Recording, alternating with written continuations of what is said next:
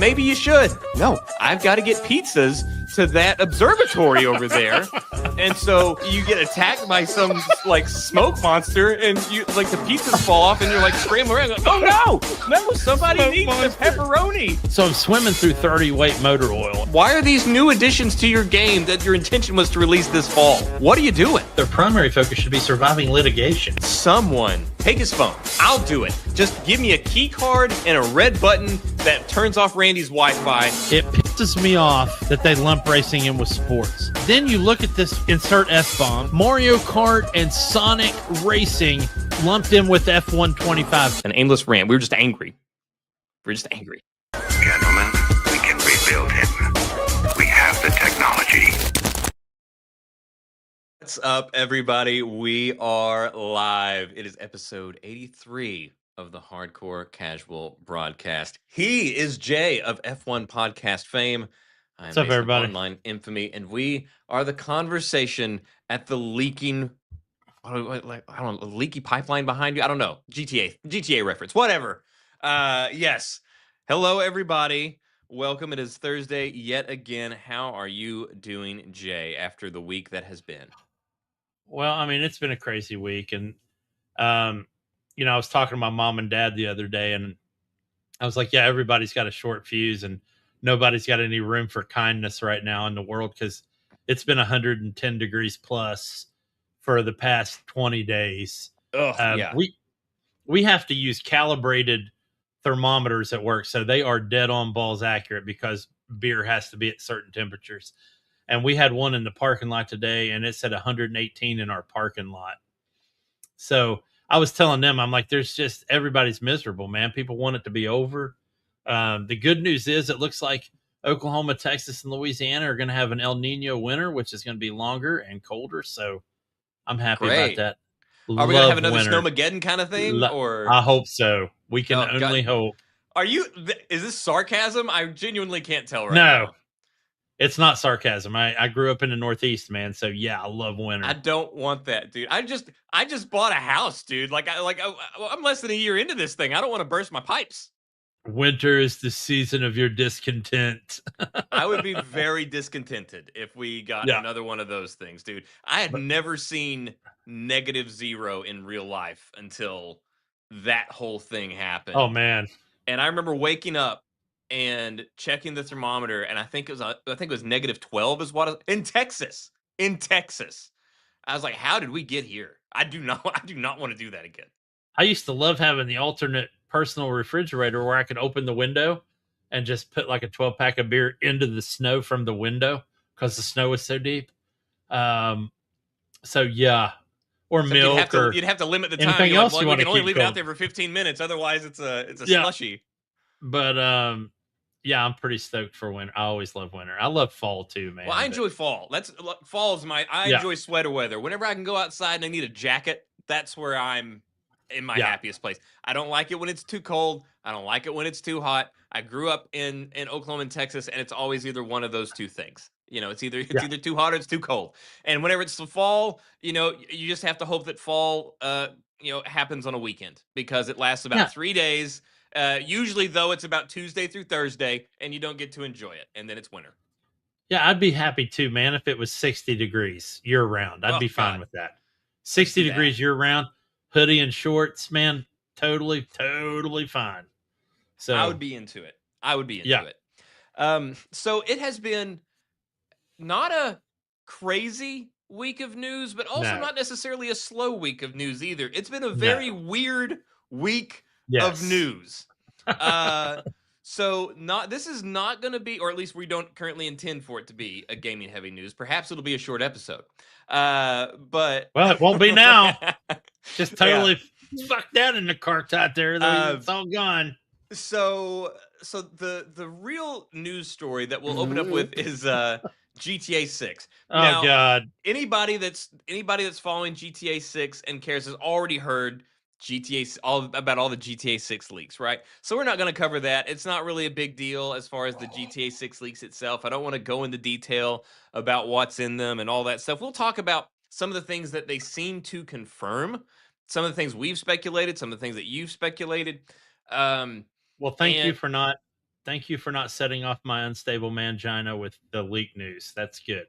I Yeah, I mean, appreciate that. obviously we'll talk about it, but yeah, I don't need to detail all of the scenes that we see and walk. There's no need. You've already, if Yeah. you care, you've already heard it by now for sure. But there is another thing that I did want to touch on because also I don't want you guys to don't fall for the fear bait and the rage bait. I've seen so many YouTube videos talking about how this is going to be such a devastating hit to Rockstar and and Take Two Interactive, and this is going to sink the game. No, it's not. No, it's not. It's not going to do shit. This thing is still going to sell more copies than any. This thing is going to have more copies in the wild than there are collective teeth in the world, right? Like this thing is going to be just fine. I mean, Spider-Man leaked. The whole movie is all anytime anything comes out, it's still making tons of money. This is not going to kill the games industry, guys. Like no, it doesn't matter. Nobody cares. So don't fall for the fear bait there. People are going to buy. There's probably going to be some people if they do release the full game. There might be some people that buy it, or sorry, not buy it, but download it. But let's be real here. As far as the leaks go, I think the most recent leak that we see where there's like timestamps and stuff is like 2023. So it was when this build was. So, if you want to play an old build, go for it. But yeah, first of all, GTA 6 gonna be just fine. Don't worry. But any Is it thoughts on though? that while I get this list up, Jay, as Oh, far as like will this sink the games industry, this leaking of GTA 6 cutscenes? no, and you talked about if you wanted to see that, you've probably already seen it this week. Even if you didn't want to see it, you still got to see it this week. I had Or to heard it? sift through it, and people showing like, hey, this is Fort Lauderdale in real life, and this is Fort Lauderdale in GTA 6, and they look like identical photos. And it was obviously AI. It Oh yeah. obviously was not. Oh, there's definitely plenty of that. Especially People when you trying to had people in capitalize the on it. comments going, I live on that street. That's not how it looks. So, I could care less about. I know you have some information about mechanics or whatnot, Yes. so I'm actually interested to hear that. I don't want to. I don't pour gasoline on fires, dude, and I don't crawl around in the muck with people that just want to rage. Yeah, so the So mechanics are interesting. We'll get into them. Before we do, I do want to kind of like put some things here to be thinking about because there's a couple of things. One is as we go through these mechanics, we're going to see a lot of these mechanics that seem to be drawn from Red Dead Redemption 2. Like based off of mechanics that they initially implemented yeah, in Red Dead Redemption 2. The other thing that I want people to keep in mind. which there's nothing wrong with that, by the No, way. no, no, it's great, and I'm very Yeah, interested to see how they implement these mechanics in a modern setting. no Uh, need to reinvent the wheel if you don't have to. So I totally get that. and the other thing I want people to keep in mind is as we look at these, I want you to think about where your line is whenever you sit down and you want to play something like a Grand Theft Auto, which is obviously like a criminal power fantasy kind of a thing, right? Yeah. Like there's obviously some stuff that's relatable and realistic, but there's obviously a lot of it that's bombastic and over the top. So I want you to think where your line is whenever it comes to enjoyment between like, oh, look how real this is, look how closely they've simulated this thing, versus whenever it becomes too realistic, so realistic that things and mechanics become tedium and cumbersome. Right. Think about that. So let's just go through here. Some of the things that they seem to have implemented. The first one goes right into the is it cool or is it tedious category. And in the leaks, you see whenever you get into a car on the screen, one of your little HUD things that pops up is a gas gauge. So obviously, the reason that you would assume a gas gauge would appear is only if you are going to have to gas your car. Are you going to have to maintain the gas levels of your car to keep it going? I believe So this is one that you speculated about. I yeah, believe you called this one. um, yeah, because we have moved into an age where you say whatever you want. People call them dad games, whatever. But the simulator has caught steam, And I don't mean Steam the app, I mean Steam, actual Steam, and people are playing them more. And a lot of them have gotten ultra realistic, especially when it comes to vehicles. And they're not making you get an oil change or get your brakes changed, Just but wait till the they second one. are they. I know, and I'm getting there. But some do. Some make you maintain your vehicle, and there is wear and tear on it. And if you had the same vehicle for a month, it's not going to perform the same way it did when you first got it. And um, so a lot of the games I've been playing recently that have vehicles, you have to gas them up, dude. You have to get gas in them. So I'm okay with that. If it's just gas, um, and I know it's GTA and it's just another way to make us spend the in-game currency that eventually people will be buying here's another thing, man. I think whatever they can do to force you to buy shark cards on this one, they're going to do. Although I don't think that shark cards will come into play whenever it comes to like gas and things like that. I think it'll come Yeah. into other things. I don't think they'll come into those kinds of in-game purchases, but certainly when it comes to like clothing items, I think that's where we're gonna have to like watch out. But regarding the fueling, I think the big thing there, because let's be real, how many times in GTA have you ever been in a vehicle long enough that if you're like, if this would have been real, or even approximate, some approximation of reality, even with the time scaling where every minute's an hour and this, how many times were you legitimately in a vehicle long enough that it should have ran out of gas? So You're are we talking crashing, about you're single diving out, player? you're stealing new ones. Are we talking about single player or multiplayer? Because in multiplayer, you're not in vehicles long enough to even worry about it because there's some damn troll in every server and probably 10 of them in those stupid ass flying oppressor bikes that's just going around blowing people up for no good reason. Even in the single player, most of the time, unless you're in one of the cars that you have maintained yourself, where you like modded it out and stuff like that. If you're just going from one thing, like you're running from cops, you're car hopping every few minutes. Yeah. So I don't think it's going to be that big of a deal. It might be. I think the big thing there that's going to be like fun versus tedium is going to be how much time you get on a full tank, and I'm sure it's going to be car dependent. Like different cars will be better on gas mileage, but if it's hopefully it's not like we both love Days Gone, but the motorcycle that you have in Days Gone before you have a chance to mod it out at all, and that thing runs out of gas so quick. Yeah. As long as it's not something like that, I think it'll be fine. But that is the thing. Now the Yeah, other thing. Don't forget. Oh, go ahead. Don't forget though, man. They implemented insurance on GTA 5 for the first time. So we had insurance, and we were paying, what was it, like $250 to get our car out of hock with the insurance company. But that's a multiplayer though, right? I don't remember that being a thing in single player. I thought it was on single player. I thought it was. You might want to check, but either way, they implemented it. So there are things that indicate that there may actually be some other kind of car maintenance to keep it running optimally. Not necessarily outright things, just like maybe you'll have to change your tires or this or that. Kind of. Now, I don't necessarily think. Now, again, I do want to point out that these leaks, like I said, I think the most recent one was a build from 2023. Things can change. Things can get cut. Things can get modified. So we'll see. If they did do that, I think that would be a bridge too far. Like, well, and I think being able to change your tires would be good if it gets shot out. But I don't think that having to change your tires just because you got bald tires, I don't think that would be fun. Well, the other piece is you were talking about how long are you actually in a car to run out of gas, but the way a lot of people drive in those games, you would go through tires.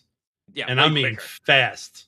As a race fan, I got to tell you, you'd be going through lots of tires. So still on cars, we seem to be having a lot of mechanics this borrowed from Red Dead Redemption 2. So it seems like in Red Dead Redemption 2, you have what's on your person, what's on you, and then you have what's on your horse. So you could have, the handguns in your holsters, and you have a couple of long rifles or whatever on your back, and then everything else is on your horse. So if you get off, or if you need to get something else, you go to your horse and get it. It seems like that's going to be a thing with the vehicles, which is another thing that we had speculated for quite some time now. We're just going to have them in our trunk. Yeah, where you will have a loadout, And then if you need more or you want something different, you got to go back to your car and get it, swap it out. Quick question: is it going to ether teleport from car to car? So I don't know. I would suspect uh, if we were going to tie things to the horses in Red Dead Redemption 2. But even then, like I think it only really tied the outfit to the horses, right? Like all your weapons were still there no matter what horse you got. But wouldn't you have Right. to like redo your like the saved outfits? You would have to redo. I don't know. I suspect not. I think that might be too cumbersome. So I suspect that will be one of the things that they will gamify, where if you steal another person, like you steal a car off the street, you probably have access to your whole loadout. Don't know, but that would be my speculation. If it is a thing where you have to load up each car, and if you lose that car, you don't have it anymore, that would be a pain in the ass. Yeah. Because again, Yeah, like we that would said, be. how often do you actually like maintain a car? Do you retain a car? Um, let's see. Realistic tire smoke. Yeah, I don't really care. Car doors, whatever. Okay. One other thing from Red Dead Redemption 2, the honor or karma system. You know, whether you're good or bad, that seems to be a thing that they are bringing into into GTA 6 based off of the leaks. I So like that, I do too. I do too. And especially to since I know you're going to be dead, just downright evil. wait, why would you say this? I'm a good guy. I got the good ending I in I've Red Dead, sat at a man. D&D table with you, man, and I can just tell you right now, you are Different not going to scenario. be Different a good person. No, I was a great person. I was a great person. Yeah, I was a good guy. So sure.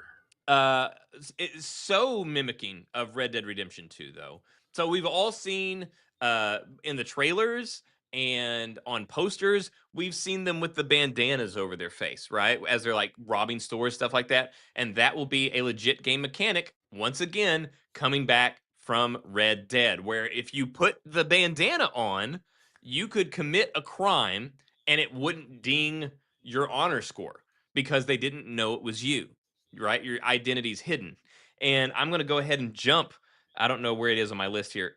I'm going to go ahead and jump and relate that to another thing that we're going to talk about, which is the wanted level. So whenever you are wanted, there were on the HUD there were 3 icons that would indicate that you could have 1, 2, or all 3 of these things held against you. Where if something happens and you are being looked for, you're sought after, you're wanted, they can recognize your car, they can recognize your clothes, and they can recognize your face. So 1, 2, or 3 of those will be lit up depending on what happens, what they've seen, and you will have to, if they recognize your car, you got to change your car. If they recognize your clothes, you got to change your clothes. If they recognize your face, got to trim the beard, cut the hair, something. Well, I also remember when they were first did their first big blowout on the game, talking about it.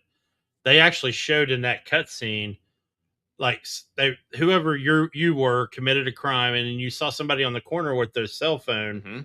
and they were taking videos. So, uh, to me, that's immersion, man. Yes, I That's an like it. I immersive liked it. thing. I don't necessarily agree with the whole what you're talking about with the clothes or what. I mean, like you could change your clothes, sure. I don't think you should have to cut your hair or shave your beard. I mean, I get still that's an immersion thing, but definitely with the smartphones, I think you should be. I think it should be realistic. I think if you're out in the middle of the Okeechobee Swamp in Florida and you do something, somebody from 10 miles away shouldn't be on a hilltop going, I saw that, like they did in Red Dead 2. It To shouldn't be that way at all. You should be able to get away with murder out there, to literally. address your fears, the crime witness mechanic from Red Dead Redemption 2 does appear to be returning in GTA 6. Now, hopefully, See, that's as you just outlined, I hope that they have made it more reasonable than, because like you said, in Red Dead, it would be a thing where you'd look around, and there'd be nobody's nobody there, there. and then yeah, you would just hear from a distance like, "Hey, you! I saw that," and you're just like, Yeah. "Motherfucker," You turn like that. around, there's somebody at the top of a hill pointing, then you got to kill him, and then you hear like somebody saw him. Yeah, you're just like, oh my, and now you're a serial killer. And you had no not to mention intention to be.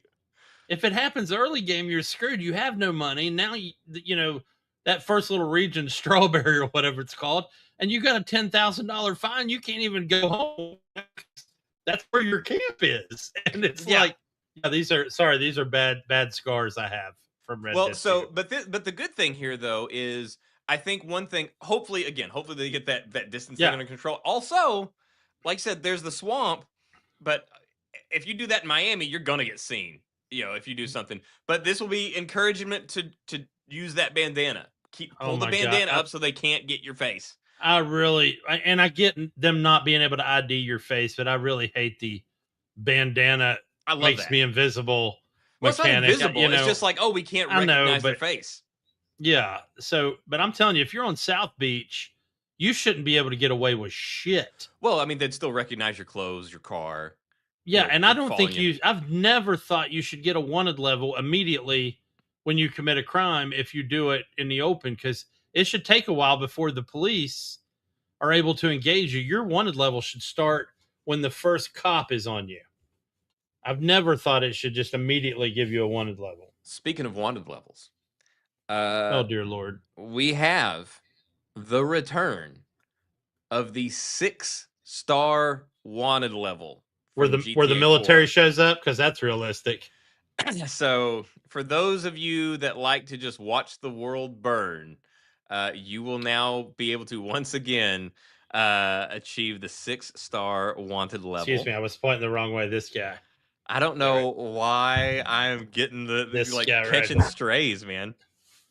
Strays. There's nothing stray about it. I'm pointing right at you. Let's see. We have patrolling cops, so that they're setting up where they either have like a speed trap or looking for traffic infractions where they're just like parked on the side of the road. That's awesome. That'll be a thing. Let's see. The NPC interaction where you could interact with any NPC on Red Dead Redemption 2, like do like a greeting or an insult or something. Like even if there wasn't any sort of like long extended conversation, you could at least do something to interact with them. That is making a return. So you will be able to have that, greet or antagonize option in GTA 6. I wonder how realistic, and I really hope the devs spent some time in Miami, because if you don't, for folks that have never been down there or don't know, so you have basically 4 different roads and 4 different types of roads that go north to south through Miami. So you have I-95, the interstate. Then you have A1A, which is Vanilla Ice made famous, which is Beach Boulevard, also running north to south. Then you've got the Florida Turnpike, which is running like through the middle of the state. And then you've got Okeechobee Road, which is crime central, man, because it's a swamp road. And people that live there travel Okeechobee Road because it's quicker, even though it's a 2-lane road. You can go like 140 on that thing. And you've got sugar cane and swamp so high that you can't be seen. So I'm wondering how much they'll play into those mechanics of how everyday life in Miami is, because it's very different than what you would see on like Miami Vice or Bad Boys or any of that bullshit. So I'm hoping that we get a really accurate depiction with the typical Rockstar flair on Miami. I hope it's as we've seen with just the map, we've seen that they're trying to get like a breadth of different existence, from extravagant wealth to trailer parks to swampland. They're trying to, and all points in between. Yeah, and it looks like they're going beyond Miami. It looks like we're getting Fort Lauderdale area, which is awesome, and then which is north of Miami, and then Hollywood, and then south of Miami, which is like Florida City and the gateway to the Keys, and then we're getting the Keys, from what I understand. I believe 2 times bigger than GTA 5 is the size of this map. I wonder how long the Keys Bridge is going to be going to the Keys, because it's a lot longer than you think it is in real life. But I know they can't do that whole thing. But that'll be cool to see how that goes. That's, if you saw that probably on True Lies, that was the Keys Bridge, which was, it'll be interesting to see how they do all that. Yeah, I'm definitely intrigued, and they always do a good job of like mirroring real life locations without making them too cumbersome, where it's like the bridge, Correct. where it's like you're like, oh my, I just need to get to here. Like they usually do a good Yeah. balance between like measuring scale to playability. Yeah. So let's see. There's some other mechanics here. Those aren't really important, but they do seem to like again lean towards nods to Red Dead Redemption 2. There seem to be some kills, like some finishing moves, like with NPCs that seem to be taken straight from Red Dead Redemption 2. And another thing coming from Red Dead Redemption 2 is that in past games, with GTA, you kill somebody, and if they carried something, it's floating over. You walk across, whatever. But in Red Dead Redemption 2, obviously, if you killed somebody, the only way that you know if they had something on them that's worthwhile is you looted the body. That Right. mechanic is here in GTA 6. You have to Good. loot bodies. And you can pick up bodies. So just like in Red Dead Redemption 2, if you kill somebody, it's in a spot where you think they might be seen, pick them up, take them somewhere, drop them off. So you got to loot the bodies and you can move the bodies. So I think those are great additions from I Red wonder Dead if they'll Redemption 2. have burner phones, I don't know, but one of the things that was because shown that would be cool. is that there is an iFruit, their Apple equivalent. There was Yeah. the iFruit icon in the top left of the mini map.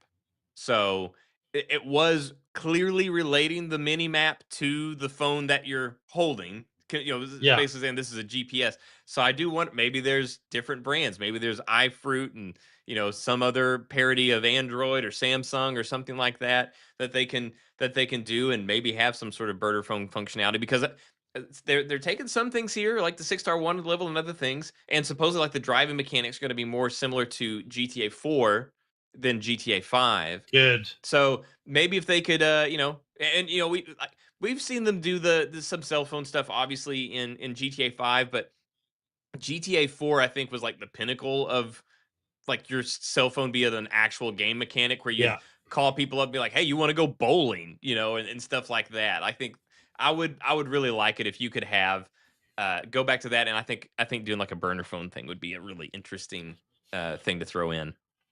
Yeah, and they definitely need to, and I'm sure they do, but they need to have the pay and sprays, but a more modern, realistic version of a pay and spray, where much like you talked about, where you change your clothes or get a haircut, where you can back your car in, get your VIN number scrubbed, get a new set of plates, get a fresh paint. Um, let's see. We also have much again back to Red Dead, separate slot like wheels. So there's different wheels, like selection wheels for weapons and items. So Okay. items will be a thing. In previous games in GTA, there like you didn't have items. Like in Red Dead, you had cigars and alcohol and cooked steak and all you had these Yeah. items that you could consume. So these mechanics are coming over to GTA 6 to help you for healing and stuff like that. So there will be separate wheels, selection wheels Are for they doing? items. Are they bringing fitness back from GTA San Andreas? They are. So now I don't know to what God. degree it will impact. So I also was like, in San Andreas, it was kind of fun to get your dude like looking huge. Yeah. But it was also like a bit of a pain Yeah. to manage. And so I hope that it's a thing where like it's not that big of a deal, but they do have mini games that do impact the fitness. I don't know to what level that fitness will influence your character's size, Jason's size. Now, in Red Dead, they did implement some of these mechanics, not to where you could bulk up, but the more you ate, the bigger you could get. Now, I didn't eat that much. I would only eat to get my health back up. So my guy stayed pretty skinny, in Red Dead.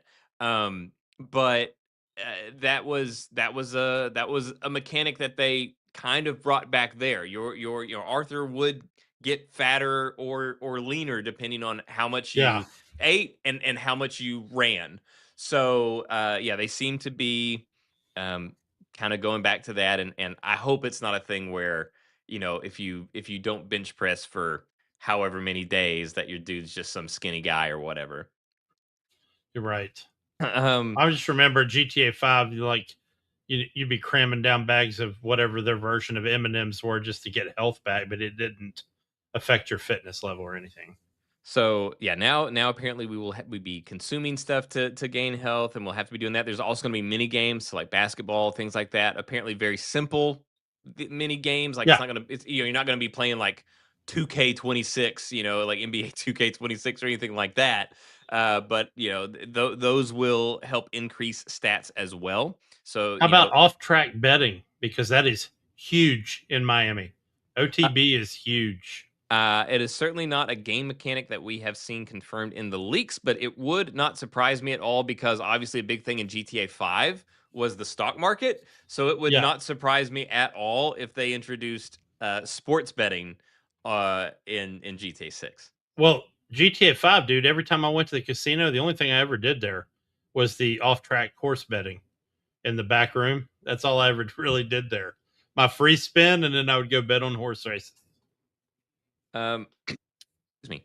So those are the big ones. So there's a lot of other smaller things, but those are the big ones. So we there's a lot of nods there from GTA 4, a ton of them from Red Dead. So I'm intrigued. So are there any of these that you fear will be too much, that will cross too much into the realm of too real, too tedious to be fun, to be Well, enjoyable?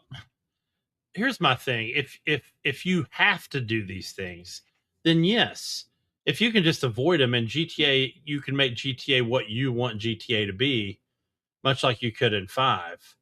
Then yeah, it's fine, man. I don't think GTA should be a survival crafter where I have to eat or my health goes down and I can't function during the day, and all of a sudden I start like dozing off and whatever on the street. Um, but as long as it's not mandatory, Yeah. then yeah, I think sure it'll be fine. And I do enjoy the things that are realistic. The thing with, because smartphones are everywhere, and I think the more they implement that, the more realistic it'll be. Um, like I said, I don't think you should be able to get away with shit if you're in the middle of South Beach, but if you're in the swamp out in Micanopy somewhere, yeah, I think you should be able to do whatever you want to do out there. And I think that's probably what it's going to be like, Yeah, because that was the thing in Red Dead, is that it was basically that concept. yeah, Excuse me, it was basically that concept. But the problem was their engine that generated NPCs or whatever would just generate NPCs where there's not logically going to be an NPC for correct. miles, and it's like you do one thing, and then they're like, "Oh, I saw that." You're like, "Oh my god." Yeah, So and sorry, I didn't mean to no, no, cut no, you go ahead. off, but like, let's say you kidnap somebody in the middle of downtown Miami, right? And in the history of Miami, this is probably wasn't uncommon, especially with the mob. That was their summer The home. cocaine cowboys. You kidnap somebody, you throw them in the trunk, and then you drive them out to the swamp. So technically, you've only committed the kidnapping crime. Now, if you're able to get out of there without getting caught on that, if you make it out to the swamp, then you should be clear. I think you should be free and clear. Now, this is something that I'm very curious about. Speaking of all the things that we're sort of like taking lessons or ideas from Red Dead Redemption 2, because there were a lot of good ones, and implementing them into GTA 6. One of the things that I really hope that they bring back, especially because the whole thing is, again, you're a criminal, you steal, you're doing heists, things like that. Right. In Now, and obviously the way that it's implemented would be tricky because in Red Dead Redemption 2, you could find these homesteads, cabins, or whatever out in the middle of nowhere.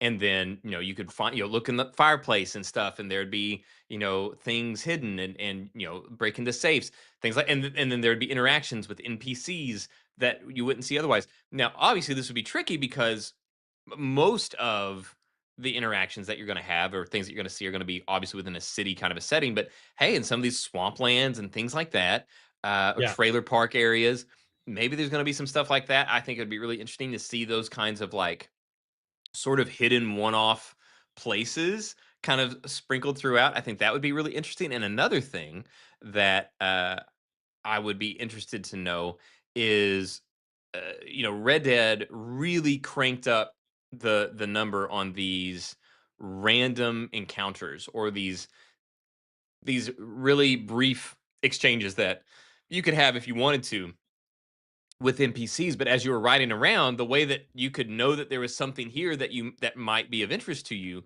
was you would see smoke on the horizon, like a fire, like somebody was starting a fire, and so you'd go Yeah. to check out the fire, and it would be one of these interactions. Maybe it was two guys that had broken away from their jailed wagon or whatever as they were being transported somewhere, or two guys trying to blow open a safe or whatever.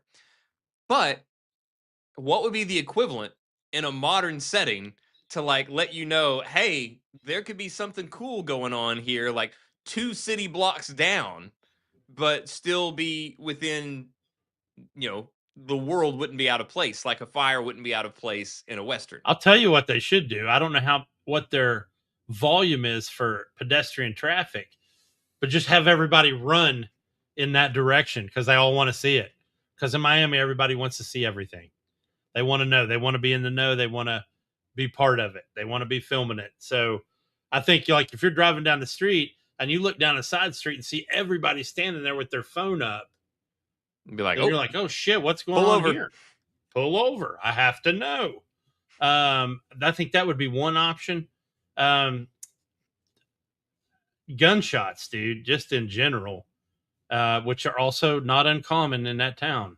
So, you could see that. But again, they could also still do the explosion or the wrecked car and somebody with a car hauler throwing boats off of the highway with like on Bad Boys 2, which I thought was hilarious. Did you see that, Mike? They're throwing that boat was fucking rolling. Yeah, man. Marcus, they're throwing boats. How am I not seeing that? But yeah, I think that's just an easy way to do it. Just the same things that you really only need to do is go out during the day and what are the things that you see in your life that cause you to turn and go that way. So I think if they implement those things, I think that'll be great. Yeah, that'd be cool. So we'll see. We'll see. But I think that's most of the interesting things on my list. So I'm anxious to see if they do public transportation because they didn't really in GTA 5 very well, if any. And you Miami can call a taxi, but it wasn't great. Right. But Miami, dude, there's a lot of people that don't drive during the week because it's just, it takes 3 hours to go 5 miles. So a lot of people take the L trains and the express trains and the buses. So I'm wondering if you'll be able to catch a bus or a train. Because they did have some sort of train. Am I tripping, or did they have some sort of train mechanic in like GTA 4? They did in GTA. Okay. You're right, in GTA 4. It's they been a absolutely while. Did. But yeah, it was an L train. You walked up at the top and you got on at the station. Yeah. Yep. Okay, you're absolutely right. So they could definitely, capitalize. And I think they probably will do something like that because we've seen that now through mostly like, and even in Red Dead Redemption 2, what they're copying here. We, the stagecoaches and all that, like and the trains, they had the trains. So which that would be cool. Like we know that in Red Dead, you hop the train, you could also choose to rob that train. Which would be awesome. Which would be cool. So if you're a bad guy, like I don't know what is happening here. I do want to point out, that's really all I got to say about those things. I do want to point out one quick other news story before I forget it. And that is that 007 First Light has officially hit 4 million sales. Ooh, so nice. 3 months after its debut, 007 First Light is still going strong and picking up some eyes that I think IO Interactive are long overdue to have on them. So congratulations to IOI. I'm glad that they are finally getting the success that they have really already earned for years now. Yeah. Well, that's awesome, man. I'm happy about that. I also know that we had another Souls-like launch today, actually, Mortal Shell 2. Mm-hmm. And my son is playing it, and he'll probably be on New Game Plus 37 by the time we wrap up this episode. Yeah, this episode tonight. But yeah, for all you Souls people. So I know Mortal Shell 1 was more of a proof of concept because it was only like 4 to 6 hours long. But yeah, he's playing that tonight. So I'm looking forward to that. I've Hearing heard what he has positive to say about things. that. Yeah, and the first one, a lot of people love the first one. It was just that it was too short. And And too samey. That was the thing. It's like it was too yeah, short, and it was like it had a vibe, but it stuck so to that vibe that it was like everything yeah. looked the same. I'd also like to add that I re-downloaded XCOM 2, and Nice. I'm now on Russ Mason Part 3 because you've been killed twice now. So it's was nothing I did. That's never your fault. It's not my fault. You were my Fog of War scout, and that was just bad luck. I mean, It's just bad just the luck. way the Yeah. dice is rolled, huh? So you're like Mickey 17 right now. You just keep coming back in. But obviously, I'm playing it in anticipation of finally getting. There's a lot of XCOM clones out there. You know, if you play Jagged Alliance, I know that those guys have that's just a rabid community for Jagged Alliance. There was one that I played that I was so excited for, and then because I was so starved for XCOM, and I played it, and it sucked, and that was Capes. Capes. It was Well, you it was also a have. superhero XCOM like was what it was supposed to be, and it was just not great. Then there was Midnight Suns, which I tried out, which apparently was terrible when I was playing it, but now it's people love it. But I didn't Yeah. like it because it introduced like card deck. Yeah, that was the thing. building. Everybody was like, "Oh, the card thing's cool." I'm like, I don't really like No, because that puts. and I love card games, Yeah, obviously, but the whole thing is like that doesn't make any sense. Where it's like, okay, I'm going to put my guy here, but I have no idea what he's going to be able to do once he yeah, gets there. Like, it doesn't make any sense for a strategy game. and then hamstringing me with I'm allowed 3 cards. So anyway, Yeah, obviously, all of this is to say that I'm absolutely anticipating and getting anxious about Star Wars Zero Company, which launches on the 26th. I'll be picking it up through my EA Play subscription via Game Pass, so I'm looking forward to playing it I'm before the stoked. next episode. At least having some initial reviews with non-spoiler, of course, Yeah, but definitely looking forward to the customization and the weapons and the different people I'll be able to recruit and how I'm able to customize them. So certainly looking forward to that. I have not pre-ordered it yet. I need to get on that so that I can have it pre-downloaded and everything. But do they have any alternate versions? Or is it just the base version? Is there a premium version or There anything like that? is. Because I think the base Let version, me see. if you're not playing it, if you're not getting it through like EA or any of the other like subscriptions, I think it's like $49, right? It's like a cheaper. Yeah, something like that. Yeah. Yeah, yeah. Hold on just a second. I'm pulling it up on Steam. Because Steam will give me, oddly enough, better information than EA will. Yeah, to go figure. But yeah, because I need to go ahead and get that pre-ordered, and I'm wondering if they're like already committing to DLC or not, or if they're kind of like sitting and waiting. There is a deluxe edition. I don't Okay. know what comes in it. Okay, the if you pre-purchase or pre-order, you get a droid pack, a crystalline astromech cosmetic pack. Here we go. The deluxe edition also comes with the Grand Army of the Republic cosmetic pack, the Shadow Collective cosmetic pack, and 5 exclusive painted weapon themes. Okay, so just all cosmetic stuff. Okay, not too bad. Yeah. So Um, so yeah, I'm looking forward to this as well, and I do have that did remind me of something which we'll sci-fi related once we'll get into it once you're done saying your piece though about Zero Company. well, I'm done, man. I'm just really looking forward to it and glad that I'll be able to talk about it next week on the show. And finally, it feels like it's been forever because when did we see the debut for that? Was it the Game I think it Awards? might have been the Game Awards. I Yeah, think it was, man. it's been a minute. Been a Because that minute. was a big Star Wars announcement because we had Fate of the Old Republic, and then we had Galactic Racer, and then we had Star Wars Zero It was Company. now they mention it, it was a very Star Wars heavy show. Yeah, man, a lot of stuff on there. So, and then of course we got Galactic Racer coming out here pretty soon, which is awesome too. But yeah, certainly looking forward to Zero Company and getting to play a clone. I love the Clone Wars anyway. So yeah, I pretty will certainly excited. try to get some game time in before showtime next week. See what we can.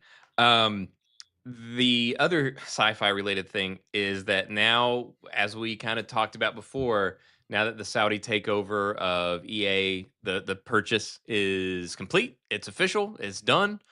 There are a lot of doubts in the gaming world as to whether or not we will ever see Mass Effect 5. A lot of people are saying that one former employee of BioWare is one of the quotes that's going around all over the place. Everybody's jumping on is he's saying, "I'll believe it when I see it," as to whether or not it ever comes out. Like, he does not think that it will survive. And that was one thing that we talked about is with this takeover. Has BioWare made their last? Have we already seen the last game that BioWare ever produces? Will BioWare, in their long and storied run on Dragon Age, uh, that and that whole fiasco, just like it looks like Bungie is probably likely going to end their storied legacy on why can I not think of the name of the game? That Halo that Bungie is like putting all their marathon. Thank you. Their hopes and dreams on right now, and it's struggling. Yeah, and I think EA and I'm sure the Saudis are going to take a pretty no holds barred, very simplistic approach to it and go, hey, okay, listen, you've got your EA Sports suite. We're not messing with that. You guys can run that. You've got Battlefield. Battlefield's your big shooter. You got that. You've got these Star Wars games that are on the table.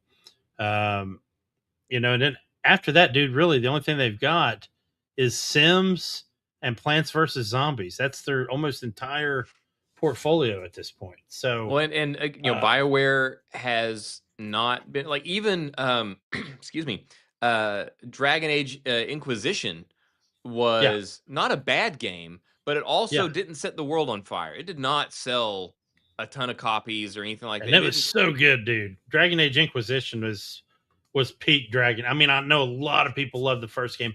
I love the first game, but it's long in the tooth. You can still play Inquisition and enjoy it. But it didn't like set sales records. So it was fine. It was fine. But then we had Mass Effect 4. Then we had Anthem. Then we had the next Dragon Age. And it's been bomb after bomb after bomb now. Oh yeah. And so we've got nothing in the last recent years to indicate that BioWare is capable of producing something that can be profitable.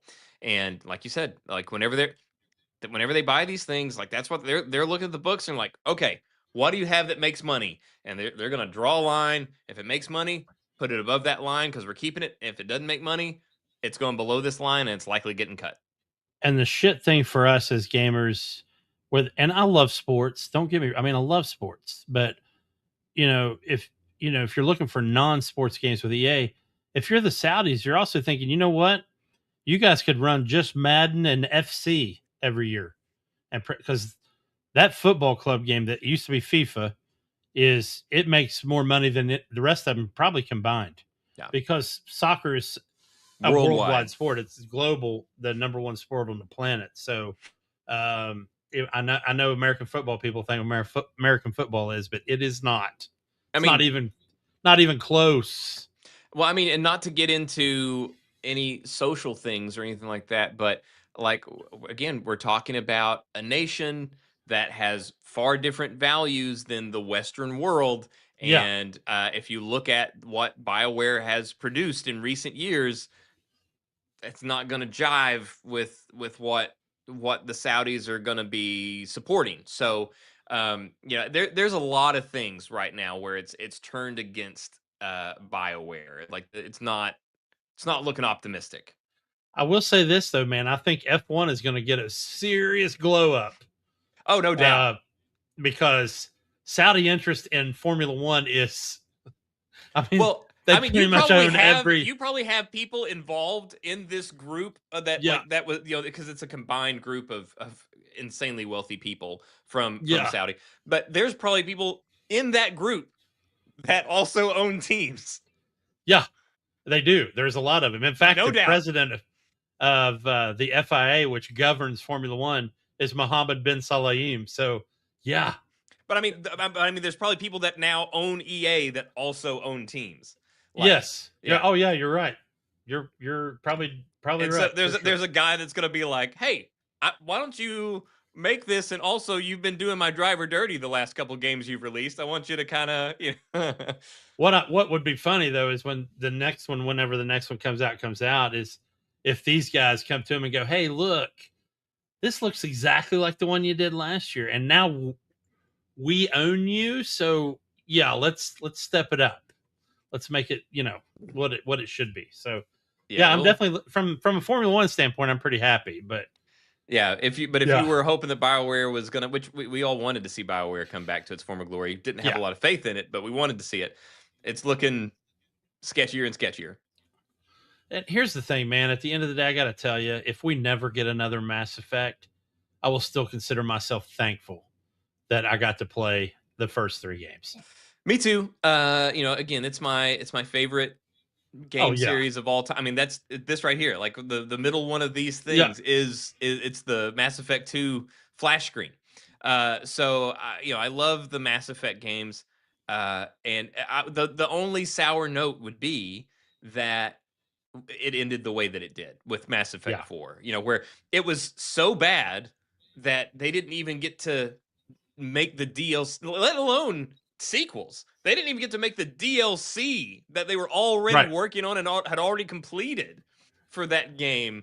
They didn't even get to release that for this game. So it was bad. So I would really love to see them go out on a high note if they were to go out, but I like we said, I don't really have the confidence that they have it in them to hit a high note anymore. That's fair. That's all I've got as far as gaming goes. Do you have anything else that you have in gaming that you want to touch on? Man, I don't. I put this isn't video games, but obviously my background tonight is a collection of a smattering of Magic the Gathering cards because, we had the Marvel set come out, and then this week they launched the Hobbit set, which prices went through the roof. Nobody knows what happens, but then I looked at some of the singles and I texted my son. I was like, "Man, dude, there's some busted ass cards in this set." and like no mana board wipes, and I'm just, so the prices are understandable right now. So everybody's kind of waiting for them to stabilize before they're buying. But I mean, just a lot of ridiculous good cards with the Hobbit. And they did some great alt art. I'm going to show off some of those probably next week, where they made it look like J.R.R. Tolkien book covers. Ooh. And then of course and I still haven't put it together a collection of pictures for you for some of the alt art on the Marvel where it looks like actual classic comics. Which some of those are fantastic. Do they have like a big chase card? Because I remember whenever they first did the Lord of the Rings thing, they did the One Ring, which is now under the possession of Post Malone. They made that one card that So does this one have some big chase card? He's got the One Ring because it's written in Elvish, or it's written in Old Elvish. I also have the one, like a lot of people got the One Ring. It's just in English. But this one, oddly enough, also has a One Ring. It's a different one. It's not one of the big chase cards. One of the big chase cards is the Bard Dale. The Bard of Dale is one of the big ones because it's low mana, has a nasty hit to it. Smaug the Magnificent is another big one.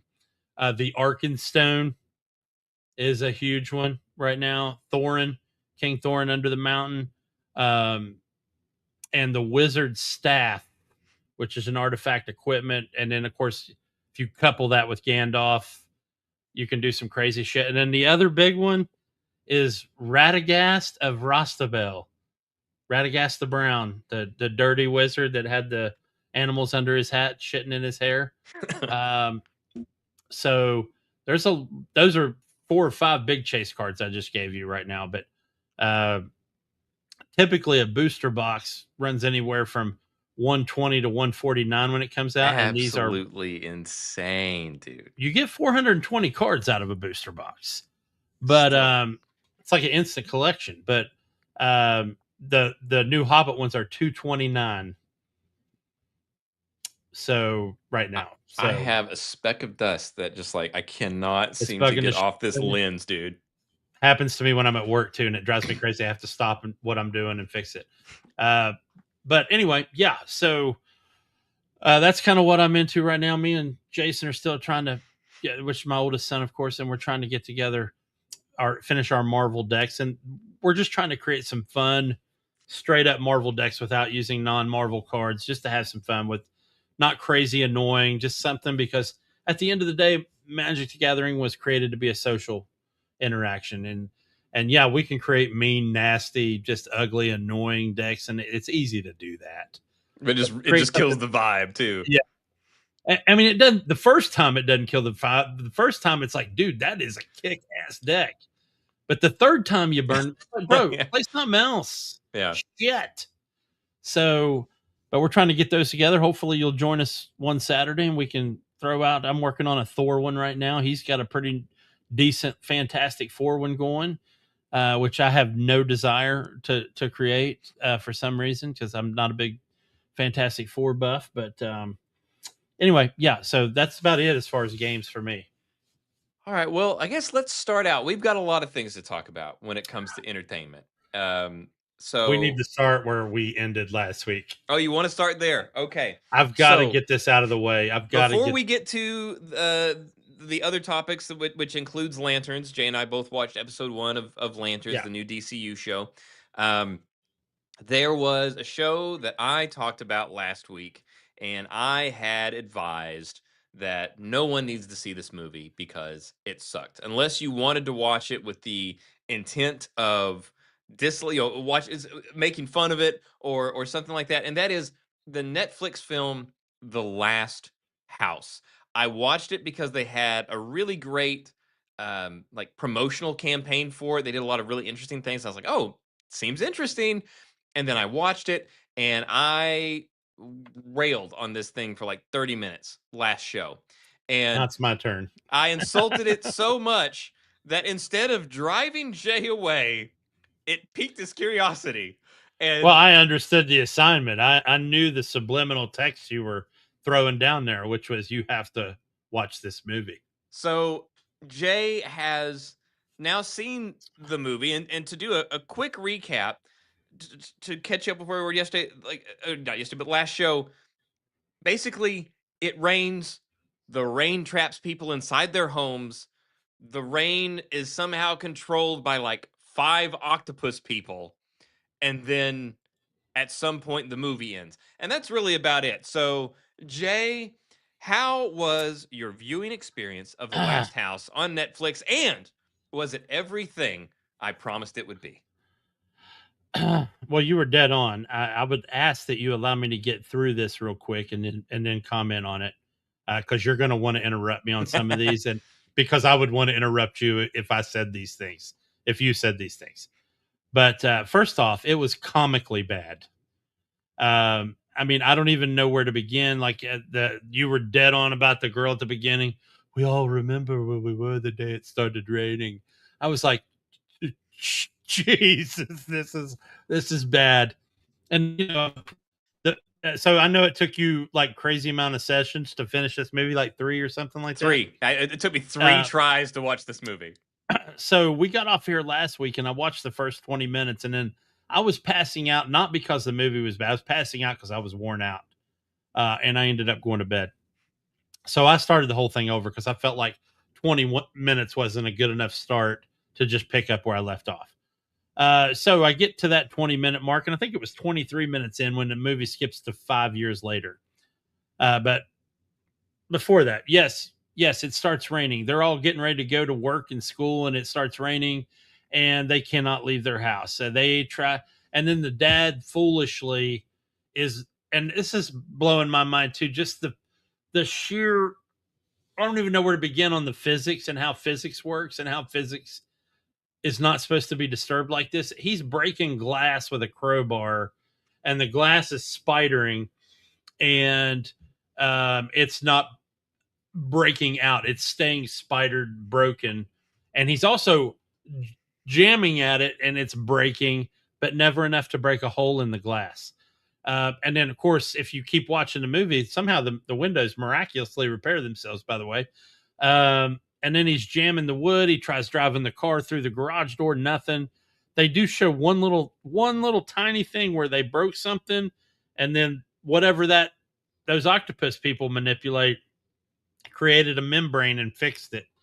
And then all of a sudden, we find out there's a chimney with a hole in it. And somehow there had to be more houses with chimneys in it. These octopus people decided not to seal these chimneys off. That was plot hole one that I thought was absolutely disturbing. Like, okay, this makes no sense. Then the girl climbs up through there and it's big enough for her to get out, but nobody else. And I'm thinking, well, if they've got a hole started, physics wise, they should be able to make a bigger hole. Why? We didn't even try to do that. We didn't even try to explode the chimney out even further. The rain, Jay. And then on top of that, they finally decide, well, we've got to start growing freaking food in here. And none of us know how to grow food, but we got to figure that shit out, which the wife, who I thought was the best character in the entire show, the most explored, the most well-written character in the show was the wife. She starts breaking up the floorboards and growing food in the soil below the floorboards and basically where the foundation is in the house, which apparently they didn't actually have one. And so I started asking myself, why aren't we trying to tunnel out through the dirt after all this time? There's no way they would have been able to stop that. Why didn't we try tunneling out? We had 5 years plus to do it, and we still haven't managed to do that. And then I guess we get to a point, and I'm going to glaze over all the fact that he showed them how to clean a fish, but we never saw them do that.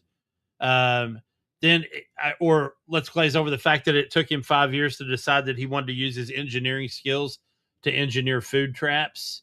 That would have been like the first thing I tried to do. I would have killed the dog immediately when I found out we were trapped in the house.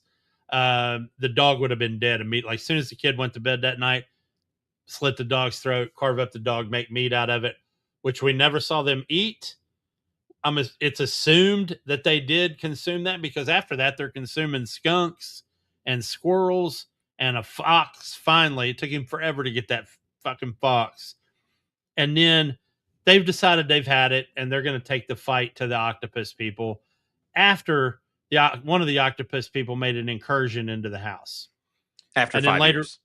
After 5 years. And then the next time an octopus person makes an incursion into the house, it's like their leader or whatever. And this movie turns into a horribly skewed version of Home Alone. They've got traps set up that don't work right. They're trying to figure this shit out. Bottom line is, it gets to the point where this dumbass octopus person is trapped and he's got like some type of cinch rope that's cutting, I don't know, it's cutting into him. And the father has a chance to kill this thing with his gun that his wife was just, don't even get me started how she didn't convince me on how she was pissed off that he had a gun. And then he lets this thing go and they do get out of the house. And now they get surrounded by octopus people. And then obviously the head octopus was like, nope, he could have killed me and didn't. He didn't say this, by the way. This is all just implied. Yeah.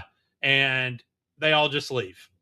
And at the end, they're doing the whole Optimus Prime thing where they're on the boat and the daughter is like, this goes out to all the Autobots out there. We're on a boat, type of deal, calling out to everybody. We all remember the day the rain stopped. Who's we all? There's fucking 4 of you left, man. It took... I'm surprised the boy lasted that long before he had the nutty, because his age is just incapable of nailing down, and he's nailed down in this house forever. Yeah, man, the whole thing was just wholly implausible from beginning to end. It really was. I also love that. So, you think, oh, the last house, what does it mean? Was it like, no, they in the show, they go out of their way to like, this is literally the last house in the world. Yeah. That has anyone in it. And also, this is the only one after all that, because they talk about, oh, all the rain. It's rained too much. It's softening the ground too much. The house is sinking, and then right whenever they get out, the house literally just boom, just goes below surface level. All the other houses that are empty, obviously, but Yeah. they're fine. They're fine. No, nobody else's house is sinking. Nobody else's house is falling apart. It's the craziest thing. And you mentioned the skunk. So this was the dumbest thing where so they did this whole there was an argument going on in the family while this skunk gets in this trap. And so I'm like, oh, this skunk's gonna spray everything. It's gonna like ruin everybody's day because the whole thing is like they don't realize what they caught, right? Because now it's like it automatically reels it in and nobody's paying attention. And then the skunk gets brought in. Now, granted, it does come into play because the skunk like bites the girl. But was it the skunk that bit the girl? Yeah, I And think so. It gave might her have the been. Yeah, rabies or gave whatever. rabies. Yeah. Yeah. And or I guess it wasn't technically rabies because they were able to treat it with antibiotics. So I guess it was just an infection. But Yeah. so but they made this big deal about, oh, they caught a skunk. They don't realize what it is, and then the skunk never sprays. I mean, so it got brought into a chimney, fell down the chimney, exited the cage, got It would have been handled by a spraying chick. the whole time, by the Yeah, way. yeah. So the whole thing. So I mean, there was the skunk thing, the gun that I mentioned it last week, you mentioned just now, where they introduced a gun and then it has zero impact on the story. Yeah. Literally no impact whatsoever. Also, don't get me started, and please do not use the rain excuse that my buddy at work did. I lived in Seattle, and in that movie, they celebrate Christmas. So it's inferred that we are in December to March timeframe or whatever. No snow in Seattle. And if anybody ends up watching this episode that lives there, you know how cold it is. You know the weather. Well, that was the thing. Like I was mentioning last week that they never get into. So, okay. Well, so these octopus people, these 5 octopus people, have somehow controlled the weather for the whole world, but it doesn't tell you how. Okay, so it's like whenever at the end and they're cruising by the Space Needle, the top of the Space Needle, because now the whole of Seattle is buried below all this water. Like, so did the octopus people melt the ice caps? Where did the water come from? Like, how did they, like, where did how did it generate all this water? Like, where did we, do they control what all do they control? That was another thing. We never understood, like, to what extent does their power go? Because, like you said, it's this you kind of see the rain with these little like tendrils every once in a while, just kind of like wrapping around. So it's like, oh, they can't bust the windows because the rain's holding it. So do they share a consciousness with the rain? Is it like what is happening? They never explain anything. Whoa, excuse me. Anything. Nothing gets explained. Yeah, and like I said, thermodynamics was right out the window. Like, you can't create something from nothing, and it felt like there was a lot of that in regards to the octopus people. So yeah, just the whole dude, the whole premise of this movie was fallacious at best. So, but I've seen it now, so yeah. Well, also, this was the thing. So the reason that the dad spared, because in the end they won. They beat this octopus, right? They got the upper hand. They've got this octopus basically tied down in downstairs, and for whatever reason, the other 4 octopus people that listen to this one apparently don't give a shit that it's in this house. Like, they clearly could have been involved if they were right outside the door, which they clearly are as soon as they walk out. But who knows, whatever. So the reason that he spared this octopus person, whatever, was because he remembered the little girl 5 years ago when she was like, no, I think it's the rain one lady. of them's nice. She's nice. We saw literally zero evidence of them ever being nice, ever, to anyone, to any If she was nice, she wouldn't have trapped you in the house for 5 years. This thing just tried to kill you for 30 minutes. Like, no, this is not a nice. So he's like, oh, she must be the nice one. How? How? Yeah. Yeah. And to me, like the only real tension sequence in the whole thing was when the wife went over to the Robertsons' house, the zombie Robertsons, to get the antibiotics for the daughter. And Uh, yeah. that was this is oh god, that was one of the dumbest things where she pops up, she finds the antibiotics, throws it into, which also they pointed out, they made note that like, oh, the water had risen in here, like you could see the lines above, like all the way to the ceiling, this place got flooded, yet she's shaking these pill bottles and you can hear tick, tick, tick, tick, tick, like all these pills just rattling around in these 100% not watertight prescription bottles, that Right. somehow did not get flooded along with everything else. But then she gets them, throws them in the bag. The whole thing that she's doing is like they're trying to save their daughter, right? She's got to get this stuff so that she can save their daughter. So she gets these, she puts them in the bag, and the first thing she does is not to go back the fuck the way that she came.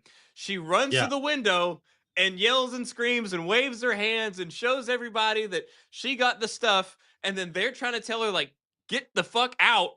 And for what, she's just like celebrating loudly, even though she knows they can't hear her across the way. And then of course, an octopus hears her, shows it was so stupid. It was so stupid. I Yeah. mean, It was bad. everything was a dead end logically. Nothing was explained.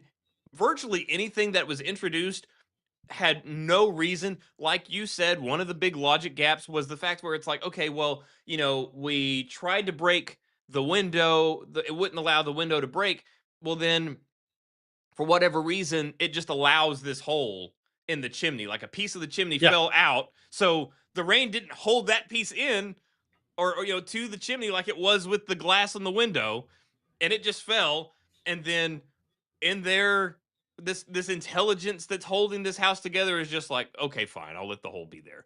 Like, I don't know. And then again, the fact that for 5 years, like for 5 years, we've been doing this, and the octopus people that have been patrolling constantly never once like looked over and like, hey, Harvey, have we ever been in this house? I don't recall this house. Like, how did they not come in for 5 years? Because it's very well established that they can just come in at will, because that's what they do when they just show up. So if they wanted to enter, they could just enter. And it took them 5 years to do it.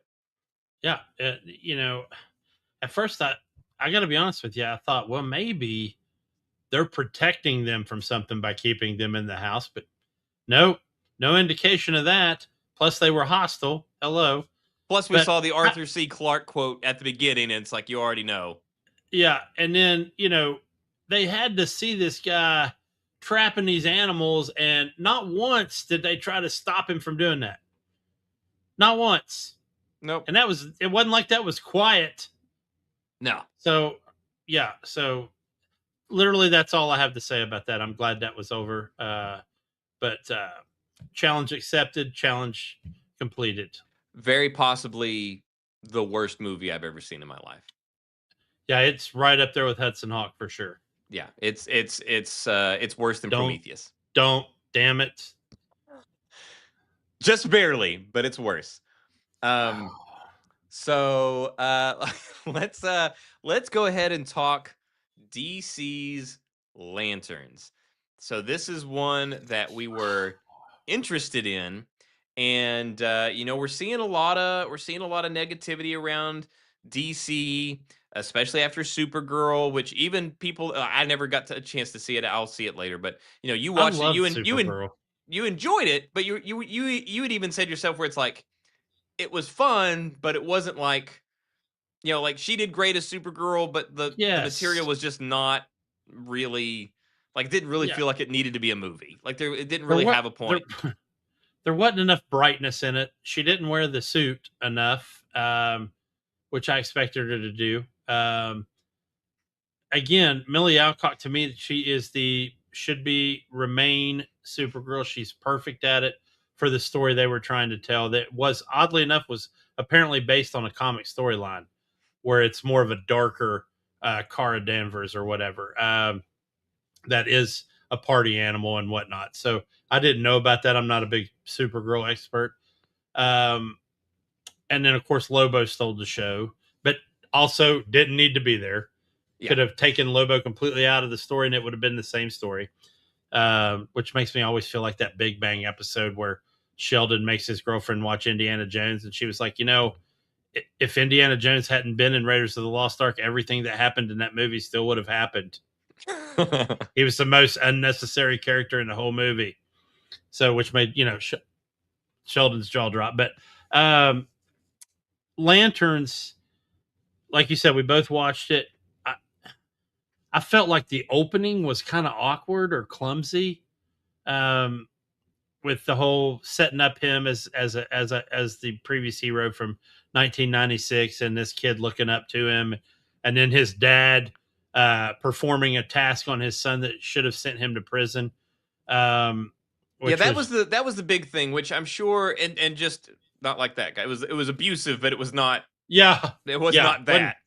Wasn't Chris Hansen abusive? It was. Yeah, it was. Yeah, it was definitely it was 48 hours abuse, but not yes. Chris Hansen abuse. Yeah, and I know that Jon Stewart has had different origin stories depending on the generation of comics. And some he knew his father, and some he didn't.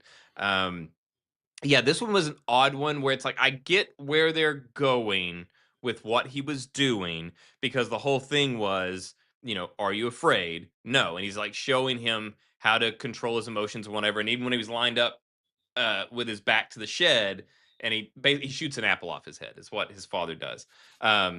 And you see all the bullet holes starting like way down here and going all the way up. So he's been doing this since he was a little kid, even smaller than he was. And he's been doing this. And so I see that they are setting him up to have been training his son to be one of the. So I assume he's got to have some sort of knowledge, or like maybe he's in the military. Maybe he works with the Green Lantern directly. He's clearly training his son to be a Green Lantern. But that was one where I'm just like, who doesn't call the cops? You just heard a gun discharged, and it's happened not to mention in the military, and I get it, this is a superhero show, I get it. You can't bring your field service weapons home, which he obviously had his field service weapon on. It was in his green holster. He was wearing his uniform. So that part I didn't get. And then, of course, once they did the flash forward, and we realized that he was in like some type of selection program this whole time, basically. So it was more like a job interview as opposed to the way it happened for Hal. Kyle's character, Hal. Which they did a comics accurate origin story for Hal Jordan, which I thought was good, with Abin Sur and that whole bit, which, even if you're only familiar with the Ryan Reynolds movie, they also did a comics accurate origin story as well. But the time frames thing was a little bit weird. It was kind of jarring. I'm not saying it was bad. I liked how they did that. I did not expect it. I did not know that we were going to be time hopping. And then I love the supporting cast in this show. I don't know where I've seen all of them, although Will Macon, the guy that plays the rancher, he played the Terminator in Sarah Connor Chronicles, which I loved him in that. Well, and his son-in-law, whenever he walked into the courtroom, I was like, that's Jason Ritter. And it was. I was like, oh, man. It's like there were a lot of people, like you said, that popped on screen. I'm like, oh, hey, it's that person. Yeah. Then they're at the bar, and I'm like, oh, that's the village cougar right there. Turns out to be the rancher's wife. What an understatement that was, yeah. But I'm like, oh God, the village cougar is going to try to pick him up. Then he does it. Jon Stewart does it. Surprisingly to me, I was like, I thought he's going to shut her down. And then that, of course, that made a great little piece of comic relief when they were out by the car, and he was like, I may have slept with his wife. And he's like, you may have? He goes, I did. I did. I definitely slept with his wife. I definitely slept with his wife. So the other thing I liked that everybody else seems to be pissed off about, I wrote, this is what I wrote. I actually like how they showed the end, in air quotes, the end, before we are even 2 episodes into season 1. And obviously they show Hal Jordan dead in Seemingly 20 in 20 2026. 2026 today's time frame this year. And people are like, man, you can't do that. And I get Kyle Chandler has so much love, and I think people are just happy he's back on TV. And now they're like, crap, this is the only season he's going to be in. People aren't thinking they've got 10 years to play with. They could technically do 10 seasons of this Well, let's not and still forget. not show that scene again. Well, there was also some very important things that we need to cover there, because so it did end with what appeared to be Hal Jordan dead, shot in the head, on the bleachers in that in that football stadium. But they went through painstaking, like, certainty to let you know, like, during the course of this show, back when we were back in the 2016 section of the Yeah. episode. And Hal is trying everything he can to get in the same room with this guy that he believes is an alien to interrogate him. Once he finally does do that, like, it's established that between him and John Stewart, they're going through this sort of their expositional conversation where they're telling, like, there's like 14 different alien races that can perfectly mimic humans in a way that you can do x-rays, all Yeah. this stuff, and no human technology would be able to see that they are not humans. So Yeah. I think the more likely scenario is that that's not even Hal Jordan. It's an alien that has disguised himself to be Hal Jordan. So is that your final answer? Are you hard lock on that? I am hard locked on that. I'm aware of the Spectre era of Hal Jordan, but I am hard locked on that as not Hal Jordan. So I'm hard locked on that it is Hal Jordan. Because I think Aaron Pierre is the guy they're wanting to carry this mantle, or John Stewart or whatever. Well, I mean, for sure, but he doesn't have to be dead for that to happen. So my question, and I'm not a huge Green Lantern expert, but I also know that the rule for Green Lanterns is that there's one lantern per planet or per sector or whatever. So I thought the biggest reveal was in the hey, next week or this season on Green Lantern afterwards. I didn't watch any of that. So I can't bring any of that up? Yeah, I'd rather you didn't. Did you see any promotional material prior to seeing episode 1? I know the guy's in it. That's it. Okay, so Guy Gardner's in this show. Yeah. And I always assumed, and I'm guessing he still is, a human from Earth. Yeah, I mean, they changed even in the comics. The rules get kind of thrown out as far as that whole. I'm wondering if Gardner is from a different Earth, if they're going to play onto the multiverse bit, and that he's from a different Earth, not in the prime timeline, so to speak. Yeah, so even in the comics, they start going back on the whole rule with the there has to be one and all this stuff. So I think they can easily find their way around that. And I think that would, if they did try to do a multiverse thing in the DCU, that would be repeating the same mistakes that they have committed so many times, where it's like just trying to do too much at one time. And it's like, you just relaunched this. I would hope that James Gunn is smarter than that, especially seeing as how he's seen what it did to Marvel, which was, on top of the world for so long, and is only just now that they're finally like, I mean, we're on a collision course to implode that multiverse, and that's the only thing that's bringing Marvel back. Yeah, and I agree with you, and I wish you had seen that little piece after, because also after that they did that same thing Game of Thrones does. They did the 5 minutes with the actors and the directors and writers. I hate that they put those previews after. I don't want to see any previews. Whenever we're doing a show, like, do not tell me what's coming next time. Well, I can tell you that I'm not going to tell you what was in it, but I will tell you that they designed that little 35, 45 seconds so that you couldn't tell shit what was going on. They flash cut pieces of it in there, and you're just like, okay, that's great. Well, I'm also very curious because I was always far more familiar with Marvel's universe than I was with DC's. Obviously, I knew like I knew Yeah. Batman, Superman, all that stuff. But once you get to the more extended stuff Yeah. of DC, I don't know nearly as much. So I'm not sure how all this falls. But I do know that the guy that plays Will Macon, uh, said that his character is very well known to fans. So I would suspect that his character will become that his true identity or identity as most know him will still come later in the series, and he'll be an even bigger part. I will say that there are two things that I found worrisome. One was the heavy-handed, ham-fisted nature of the subtext of the show, where Yeah. they were really laying it on thick with the whole alien thing. Although I was surprised that they then did show that Hal Jordan was actually correct and that they, in fact, were up to no good. Like that was the whole thing. Is like this alien was in fact, going to like he was there for reasons of war.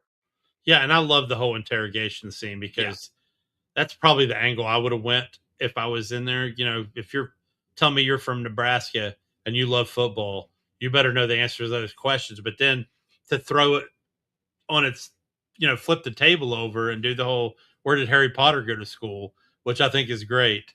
Um, I thought it was a really cool scene that whoever wrote that. I thought Kyle really turned on that Texas draw a little bit. There was times when I couldn't understand. So I was like, dude, I mean, you don't have to go full. I mean, it was crazy. it was a little inconsistent for sure because there were Yeah. times that I didn't even like. Most of the episode, I didn't even realize that he was supposed to be Southern, and like it just Yeah. seemed like it didn't seem to be an accent at all. And then whenever he did choose to turn that dial up, it felt out of place. Yeah. It was really weird. It was kind of disconcerting. Yeah. There was a couple conversations him and Stuart had in the car. And don't get me started on them ruining an absolutely mint 1987 either Buick Grand National or Chevy Monte Carlo. Um, they were the same car, but yeah, there were a couple times during their conversations in the car where I was like, "Can I get a rewind?" And then in the bar, of course, you can write it off in the bar as he's probably part drunk right now, and that's why I can't understand a fucking thing that he's saying. Plus, at the whole time during the bar, I almost didn't listen because I was like, "That fucking village cougar, she's gonna sink her claws in as soon as he steps away from the table." And sure enough, So I also thought John Stewart, Aaron Pierre played John Stewart super close to the vest in that first episode. Just minimalistic, not chatty, almost to the point of, hey, man, you can say more than 3 words in your sentence, and I'm going to be okay with that. I don't feel like you're Well, going to give away the farm by I'm talking. also I'm also curious because obviously, like the whole thing is he doesn't have the ring yet because he's not, No, he's not the guy yet. But there was they destroyed said vehicle by doing a bit of a test where Green Lantern did put the ring on the dashboard and basically put him in a position where he had to grab it. He crashed the car, and if he wanted to not die, he's gonna have to grab the ring and do something. So we find out later that he basically, manifested bubble wrap, and that was his construct that he got to survive. But we didn't see it, so I no. don't know. I don't know if that's just because of the limit on the budget, or if they are intentionally playing it close to the vest, where they don't really want us to know what Hal Jordan is capable of just yet. Um, and I'm also very curious because if so, the first thing that that's what Hal Jordan's capable of. I mean, what John Stewart's capable of. The first thing that John Stewart did in current day at the end in 2026, when they went and they see a seemingly dead Hal Jordan on the bleachers, is he checked his hand for the ring, which would obviously indicate that John Stewart is still not the Green Lantern Right. if he's looking for the ring on Hal Jordan. So I'm very curious as to How it goes 10 more years. yeah, and will we get to see John Stewart do John Stewart things? Like, surely we've got to, right? Like, so Yeah, yeah, I'm. They seem to have painted themselves into a bit of a corner, but I do, if it's done well, I do like these things where there's some sort of cataclysmic ending that we know is coming, but we have no idea how we got there. And we certainly don't know how something that happened 10 years prior ties into it. And yeah. weaving those things together can be very interesting. Um, But and at this some brings, point, we're all going to be hoping John Stewart can press the options button and click skip tutorial. well, and see, this brings me to my second big concern about this that I did not realize, unfortunately, until after I had seen the show. And I can hold grudges against people. And one of my biggest grudges that I have is against the mastermind of Lost, uh, Damien Lindelof. And Is he who does he's the guy that does this show, yes, Lanterns? yes. Oh, I wish you hadn't told me that. I really So wish you hadn't told me that. if I knew that, I Oh may not have even shit! watched the show. I Um, wouldn't have, because I'd have so been yeah, I set up I for will go heartbreak. out of my way to avoid his work because I'm like, he will have good ideas, but he never thinks them through to figure out how to Yeah, tie every. And here we go. We've got a story where we're at least in three separate decades already in episode one, and all of these threads are hanging through it. And if his history is anything to go on, not even he has any idea how all these threads tie back together. it's funny. I was 10 minutes into the last house thinking this is a Damon Lindelof production. It was so Yeah, yeah, it's so I'm nervous. I'm nervous about I am Lindelof now. being attached to it. Yeah, he does not have a good track record. And how he keeps getting work, I will never understand. But yeah, he Well, maybe always he'll turn has. it over to Benioff and Benson, and then we can get a sprint to the finish with fast travel. Oh, Benioff and Weiss. Yeah, Yeah. sorry. Yeah, Yeah, dude, I don't know, man. I so now the more twists or hanging threads there are that are introduced, the more I'm concerned that they will not be resolved. But hopefully James Gunn is able to keep Lindelof from Lindelofing too hard. yeah.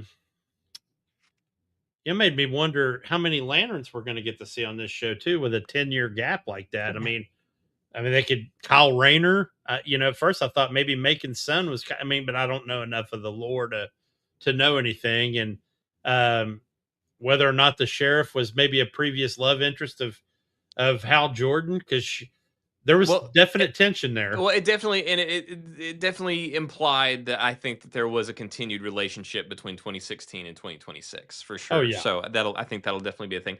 We do know that Sinestro does show up in this yeah, season. So yeah. But is it on Earth or is it on Oa? I suspect it will be on. Well, that was my thing. So since he's involved, I suspect that we will see Oa, where we will probably see a Yeah, whole lot of other Lantern characters introduced there. And I'm also wondering, will we only see green and yellow lanterns? Will we see yellow lanterns? Will we see the orange lantern? Who all gets introduced? I don't know. We'll see. yeah. And I don't know I don't know what the plan is for this show. I don't know if, like, Peacemaker, they basically did the two seasons, one before this DCU reboot and one now in the new DCU, and then they're done. Like, James is like, "Yep, there's no more seasons of Peacemaker." So is this a limited series? Do they plan to keep this going? If they keep it going, are we gonna do the whole Darkest Night storyline? I don't know. Like, I'm very curious to see where we go. But Damien Damien Lindelof aside, I did enjoy the first episode, and it's I did kind too, of man. I liked it. it's kind of crazy. Again, I say this all the time. There's people that I really enjoy their work and respect their opinion, like Critical Drinker. I think it's super entertaining, but I man, on so many of these Marvel and DCU shows that we're seeing now, I have just not agreeing with him on so many of these. Like, I've so many people think that this is a disservice to Hal Jordan's character, and I don't think that's the case at all. I think what they've clearly laid out is that where Hal Jordan ends up is in a very bitter place. And but we Yeah. see him on that interview, that 60 Minutes interview or whatever he was doing, where he's still got the the black hair. He's not old yet, still a young guy, and he's this very noble sounding person in the interview. I think we're going to see that what happens to Hal Jordan to get him from this very noble good guy to being this really sort of jaded, bitter old man. And it's funny, I took a little bit different of an angle seeing that. And um, Green Lantern was one of the founding members of the Justice League. And I'm wondering if they're going to play off of that. Was he in the Justice League and then he became disenfranchised, or how they're even going to play that up? Or was there even a Justice League in this telling? Because in Superman, there wasn't yet. No, there was not. So, yeah, they were the Justice Gang or something club. Yeah, they hadn't gotten a cool name yet. Yeah. So yeah, I'm intrigued. I am not convinced, but I am intrigued. Yeah. So I'm curious. I don't know how many episodes they're doing since it's on HBO. I would assume 8 to 10. But yeah, that's what I'm thinking. But we'll see. But I will definitely continue to watch it. I'm enjoying it so far. Definitely have some concerns, but so far my curiosity is piqued more than anything. Well, I've got another show, but I hate it because I'm going against Egon's rules about crossing the streams here. But we had an event called D23 that happened this past week where Disney gets together and does Disney things with Disney people for Disney stuff. And one of the things that, and I don't want to get into all of it because it was crazy. There was a lot of it. But one particular thing that really excited me was we got to see a trailer for Vision Quest, which of course is hot off the heels of WandaVision, with Paul Bettany reprising his role as the Vision. Well, it was supposed to be hot off the heels. It's now for quite some time later they finally got it done, though. In Marvel world, it's hot off the heels of WandaVision. In real world, who knows? But one of the cool things that I would have never saw coming, wasn't on my bingo card, I would have never guessed it, is that they're bringing Ultron back. And much like Vision gets every now and then take off his Vision skin and be Paul Bettany, which I'm sure he's probably grateful for not having to sit in a makeup chair for 3 hours for or whatever, is James Spader is going to be playing the human personification of Ultron. Which he was also the voice of Ultron previously. He was also the voice of Ultron, of course. And which I thought was funny because he was basically just used his Raymond Reddington diction and, his candor. So it's exciting to me because I loved Blacklist, and anytime we get to see James Spader be James Spader, I think it's excellent for everybody. So I'm looking forward to whatever story they weave. I tried to stay away from that. I just kind of, during the trailer, I'd kind of zone out when they didn't show James Spader, so I didn't know what was going on. But really looking forward to seeing that when it comes out. And D23, like I said, it was exciting. They introduced us to the cast of the X-Men, which I knew so we weren't going to get still off. some hanging, some hanging question marks that we need to address. Fruit. But I knew we weren't going to get off this episode without you bringing that up. So if you want to run with X-Men. Yeah, I mean, we did get some surprises there. Most of the cast was who we expected. Samara Weaving as Emma Frost. We got Kit Connor as Cyclops. Christopher Abbott is Professor X. We got all of these. Adam Driver. So that was one where there had been rumors that Adam Driver was approached, and then he was going to be Sebastian Shaw, and Magneto, and turns out he is going to be Mr. Sinister. So perfect. Yeah, and again, this is another one where I was already optimistic about the direction that Marvel's going in a lot of their, the direction. I'm excited again. Like Spider-Man was great, and I'm excited about X-Men. But this is another thing. Like whenever Jake Gyllenhaal it accepted that Star Wars movie and then accepted Ghost Rider, and I'm like, well, the fact that Jake Gyllenhaal You mean gives me Ryan Gosling? sorry, Ryan Gosling. Sorry, God, I always do that. Thank you, Ryan Gosling. Accepted the Star Wars movie, and then Ryan Gosling accepted, the Ghost Rider. Same as with Adam Driver. Like that dude hits far more than he misses with his movie selection. So and they've approached him. Megalopolis. Yeah, and they've approached him so many times in the past. And Yeah. so for him to finally say yes, because we know he don't need the money. So I'm sure like it was for good reason. And one of the shockers was Indy Navarrete.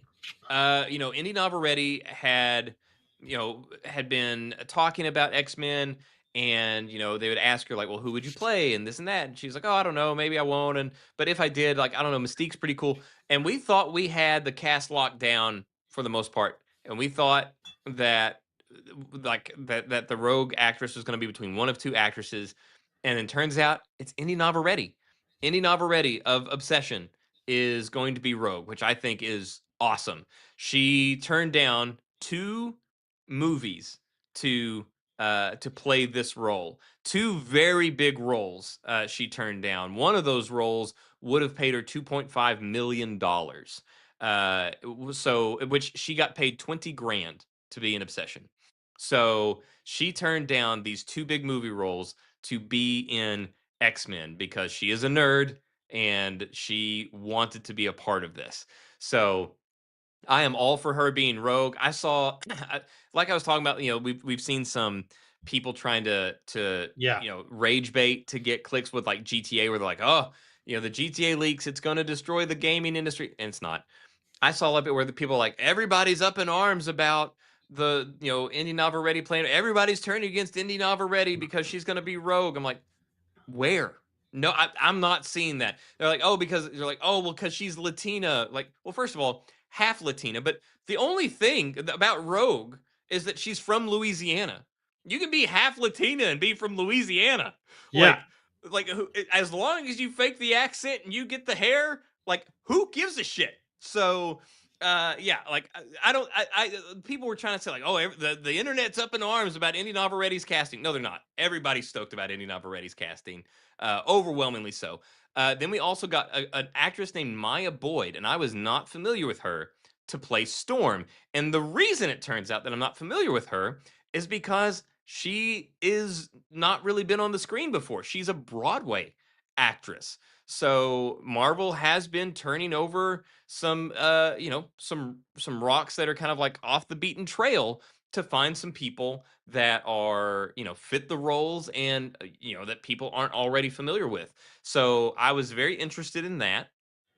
um and then another thing that seemed to be confirmed was there were rumors that came out that I can't remember the actor's name off the top of my head, Charles something, I believe, that was going to be playing the rumored to play the role of Beast. And he was like, he looked like a big square jaw, looked like he would have been Yeah. good for the role of Beast. But apparently, uh, in the 11th hour, backed out of the deal, and didn't sign him. So they're now having to look for Beast. And sure enough, Beast was not introduced on the stage. So the hunt for Beast continues. So we don't know about that. We don't know about Gambit. Since there's going to be Rogue, will we see Gambit? We don't know about Iceman. There were rumors that Noah Schnapp was going to be was in talks to play Iceman, and I was like, that's not Iceman, dude. Like we then some were like, well, oh, maybe he could play Nightcrawler. I'm like, okay, I'd take Nightcrawler. Like, he could be a Nightcrawler. He couldn't be an Iceman.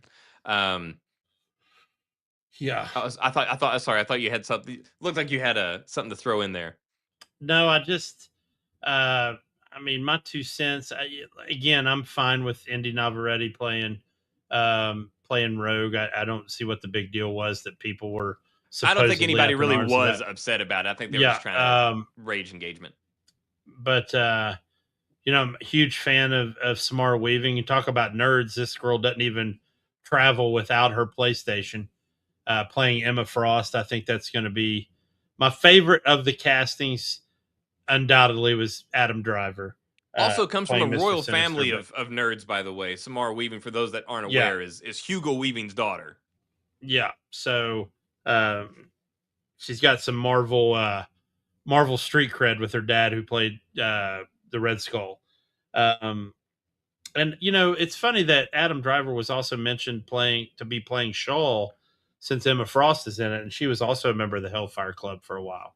Yeah. Um, I but think I'm that's probably glad. where those rumors came from. They're like, well, if she's in it, surely Sebastian Shaw's got to be in it. Yeah, and for me, a lot of the things I've found on social media, and I stayed away from the Navarrete stuff because it's just stupid, and I don't want to. I Again, I don't don't want to. really think it even exists out there. I think Yeah, everybody's stoked about her I being just cast. didn't want to give any credence to any of that. But you know, we talked about this before the show. There were people, even at D23, that were content creators that were at D23 talking about, we didn't get the Wolverine casting. I don't know why they haven't cast a Wolverine. And it really feels like Marvel is going back to X-Men's roots. And I'm talking about the OG Uncanny X-Men that did not have Wolverine. Yeah, we And will not have Wolverine in the first X-Men movie. I get it. If you're Gen Z, then you probably think Wolverine was always part of the X-Men, and he was not. He was not in it for a long, long, long, long time.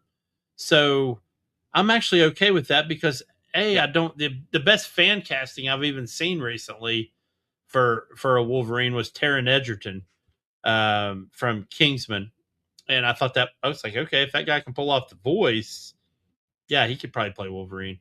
But I don't need Wolverine to be in every single X-Men IP. I don't need it. So He'll be in the um, second one for sure, but yeah, he's not going to be in the first one. yeah. So I'm pretty stoked about what they've got going on there, and then obviously with all the other projects, Doomsday and um, Secret Wars and all that, and we'll see how that goes. There was rumors of Andrew Garfield getting a 3-picture deal for Spider-Man, so I saw that. Don't know how that's. I'm not even going to speculate because I don't want to start my own rage bait about, is he going to be the Spider-Man in Secret Wars, or was he the blip dot in. There's I don't want to get started. I yeah, don't want to get started they by that. think there's speculation that he will be in Secret, which I believe he probably will be in Secret Yeah, Wars.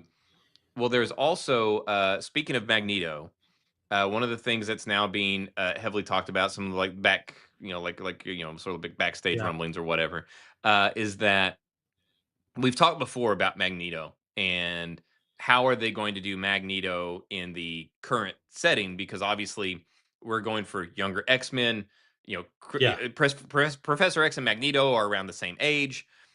We've got Christopher Abbott that's playing, a middle-aged Professor X here. But again, it's going to be in 2026 or 2028 by the time the movie comes out. So in order to have this middle-aged Magneto, such a critical part of Magneto's history is the fact that he's Jewish and he lived through the Holocaust. Well, obviously, if you're going to be doing a show or a movie set in 2028 and you've got a middle-aged Magneto, the Holocaust can't not be gonna work. can't Yeah, be what got him there. So they are looks like they are trying to figure out some other way that's not going to be the Holocaust. They're going to figure out some other way to tie in some other tragic event that will happen in his past that will get him to where he is in the in his worldview. But well, I mean, they could, like we brought up last week, and I think the only two things they could use is either make him Lebanese because of all the refugee children in that situation, or it be 9/11. yeah, You well, know, and they were also speculating that it could be, that mutants had been around and they were cast down in these other countries or whatever, and so there could be something where they basically made it based off of being mistreated in his childhood for being a mutant. To do that. I don't know, we'll see, but I'm very curious to see how they retcon. But a lot of times I don't like whenever they go back and retcon a character's history to such a degree, but they have to. I mean, I 100% agree with they got to. Otherwise, it doesn't make sense otherwise. yeah. So I'm just curious as to how they're going to do it. It's to have that level of gravity and everything. So we'll see. We'll see. But I'm very optimistic about some of the things that Marvel's doing now. The fact though that they are like apparently they're still banking on doing Young Avengers. They're still planning on Young Avengers. I really think that's an awful idea. I think that's a really bad Yeah. idea. Um, I'd rather see like Marvel Knights. Yes. That Yeah. would be awesome. Or the Midnight Suns movie that they talked about forever, you know? I mean, if you're doing Ghost Rider, it makes no sense not to do Marvel Knights other than you canceled Blade, so you'd have to bring Blade in. Right. Well, and that has been one of the things where it's like, well, instead of doing his own movie, maybe introduce him there. Who knows? But I think, like we talked about, we need Marvel to like reel it in, close that roster gap, you know, and doing the Young Avengers. It's just going to take so many of these characters that people fucking hate. You know, we have Ms. Marvel, Scar, which is a really awesome character in the comics, but the way that they introduced him here as the Hulk's kid via She-Hulk, you know, the She-Hulk show and all, awful, awful, awful, awful. And then, you know, you have Kate Bishop as, you know, the Hawkeye's replacement. I mean, you're like you're just making this show or movie or whatever you're trying to turn it into out of all these horrifically unpopular characters. Stop it. Stop it. That needs to just pull the plug. You already canceled. You canceled Wonder Man season 2. Looks like they've canceled all future plans with the greater Marvels thing. You know, like the 2 Captain Marvels. Thank God. You know, all this like just we need to like really bring it in. So we'll see. Overall I'm optimistic, but I'm a bit nervous as to some of these other things that they say that they're still committed to. Yeah. Oh man, all we can do is sit back and watch the fireworks. Yeah. Which we will every Thursday. But I guess that is most everything on my list. Everything on mine. Yeah, like I said, there was plenty of news, but it was just kind of all over the place and nothing really big or earth-shattering. Like Jay said, next week, hopefully, we will have at least gotten a few hours of playtime with Zero Company, unless somebody wanted to send us a little preview copy, we'd gladly take that. But yeah, we can talk a little bit about that, and we'll see what else develops between here and there. And then next month is Wolverine. Wolverine releases September, right? Oh shit, I forgot all about that. Yeah. So the Wolverine game, very curious to see how that all shapes up, especially as that's a completely different Marvel timeline and they're introducing all kinds of new characters throughout that game. So yeah, we will see. But all right. Any closing thoughts, Jay? I do not. I am good to go till next week. I felt like this was a good episode. We got a bunch of stuff covered, so I'm ready to roll. And any movie recommendations? They recommend everybody go see The Last House, or yeah, nobody watched The Last House. I did it for you, so you don't have to. All right. Well, thank you, everybody, and we will see you next Thursday at 7:00 for episode 84. Have a good one. I must leave you adieu.